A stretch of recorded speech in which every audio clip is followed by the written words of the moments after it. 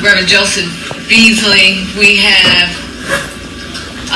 coming in soon T.I. and Killer Mike, as well as Shaka Zulu. And there may be some others joining us. Let me just speak to what's happening here today. Above everything else, I am a mother. I am a mother to 4 black children in America, one of whom is 18 years old. And when I saw the murder of George Floyd, I hurt like a mother would hurt. And on yesterday, when I heard there were rumors about violent protests in Atlanta, I did what a mother would do. I called my son and I said, "Where are you?" I said, "I cannot protect you, and black boys shouldn't be out today. So you're not going to out-concern me and out-care about where we are in America." I wear this each and every day, and I pray over my children each and every day. So what I see happening on the streets of Atlanta is not Atlanta. This is not a protest. This is not in the spirit of Martin Luther King Jr. This is chaos. A protest has purpose. When Dr. King was assassinated, we didn't do this to our city. So if you love this city that has had a legacy of black mayors and black police chiefs and people who care about this city, where more than 50% of the business owners in Metro Atlanta are minority business owners. If you care about this city, then go home and pray that somebody like Reverend Beasley will come and talk to you and give you some instructions on what a protest should look like and how you effectuate change in America. This police chief made a video on yesterday, pull it up on YouTube, where she said she was appalled to watch the murder of George Floyd. This woman did that.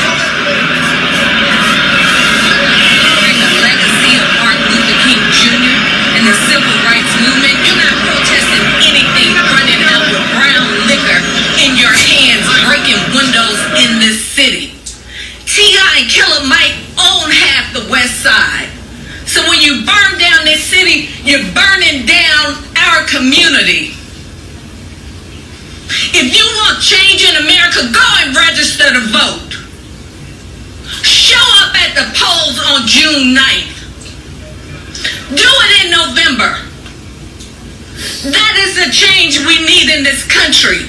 You are disgracing our city. You are disgracing the life of George Floyd and every other person who has been killed in this country. We are better than this. We're better than this as a city. We are better than this as a country. Go home. Go home. In the same way I couldn't protect my son on yesterday, I cannot protect you out in those streets. You're throwing knives at our police officers. You are burning cars. You have defaced the CNN building. Ted Turner started CNN in Atlanta 40 years ago because he believed in who we are as a city.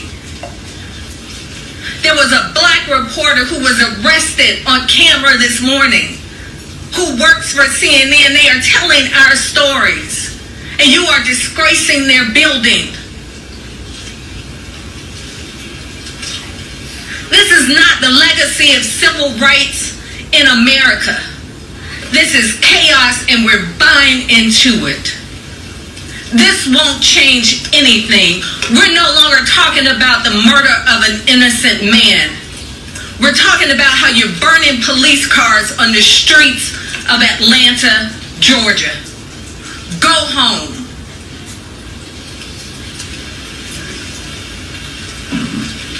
You all want to say anything?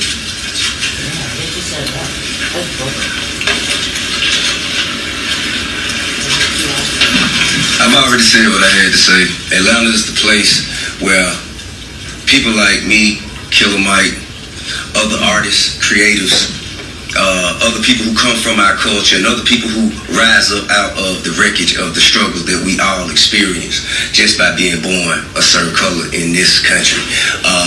But Atlanta is a place where we can set an example of prosperity, and we've done that for generations. People like Dr. King, Maynard Jackson, Ambassador Young have paved the way for us. When everything else goes away, when you don't get treated right in New York, when you don't get treated right in LA, when you can't get treated right in Detroit, when you don't get treated right in St. Louis, when you don't get treated right in Alabama, Atlanta has been here for us. This city don't deserve it. However, I understand that a lot of others do. But we can't do this here. This is Wakanda. It's sacred. It must be protected.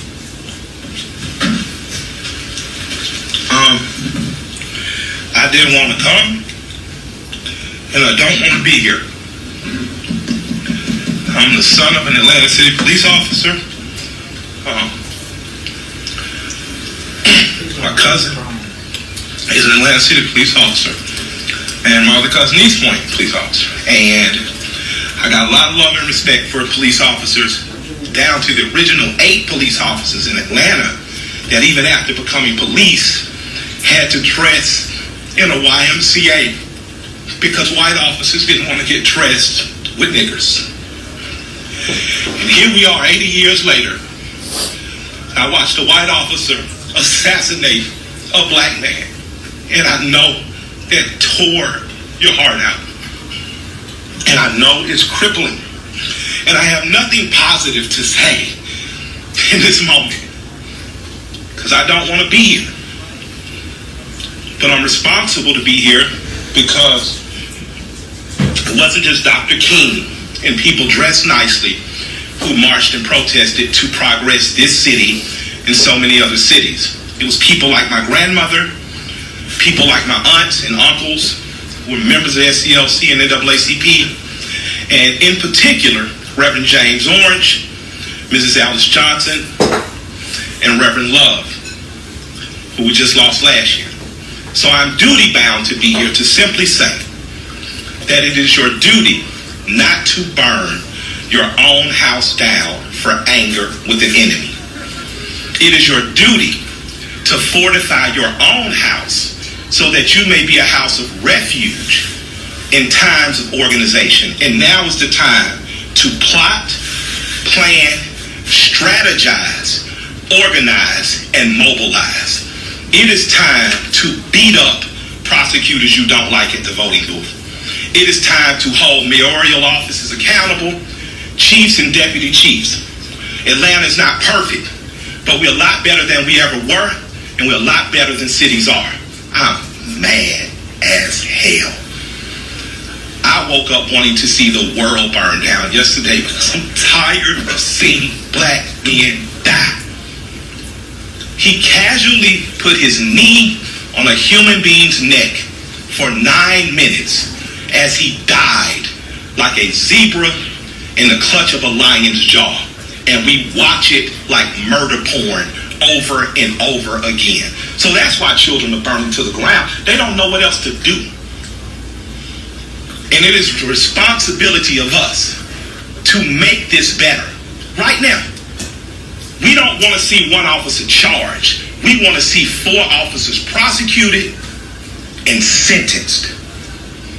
We don't want to see targets burning. We want to see the system that sets up for systemic racism burnt to the ground. And as I sit here in Georgia, home of Stevens, Georgia, former vice president of the Confederacy, white man said that fundamental law stated that whites were naturally the superior race, and the Confederacy was built on a cornerstone It's called a cornerstone speech. Look it up. The cornerstone speech, that blacks would always be subordinate. That officer believed that speech because he killed that man like an animal. In this city, officers have done horrendous things and they have been prosecuted. This city's cut different. In this city, you can find over 50 restaurants owned by black women. I didn't say minority, and I didn't say women of color. So after you burn down your own home, what do you have left but char and ash? CNN? Ted did a great thing.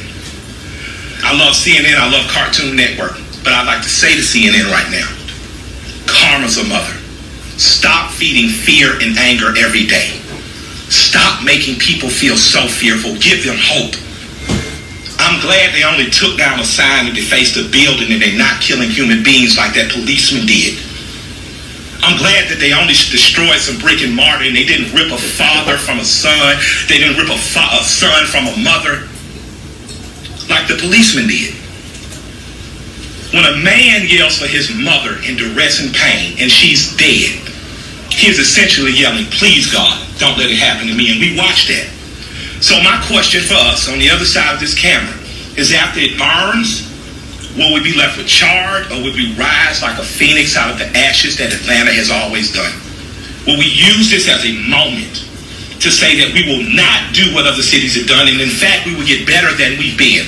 We got good enough to destroy cash funds. You don't have to worry about going to jail for something petty. We got smart enough to decriminalize marijuana. How smart are we going to be in the next 15 or 20 years to keep us ahead of this curve? So that much like when South Africa suffered apartheid, you had Andy and other politicians that could make sure that Atlanta said, Coca-Cola, we love you, but if you don't pull out of South Africa, we're going to leave.